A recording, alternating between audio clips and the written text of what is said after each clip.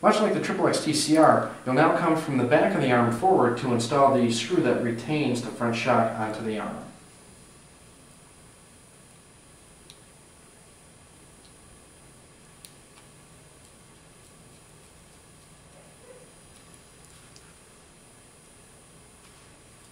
Once the shocks are connected to the arms, go ahead and connect them to the shock tower.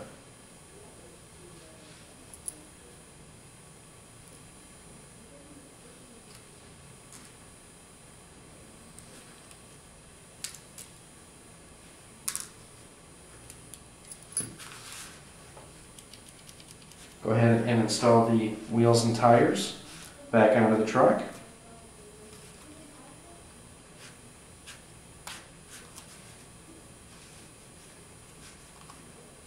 If the front wheels don't turn freely when you get the front nuts tightened down, go ahead and back them off a little bit.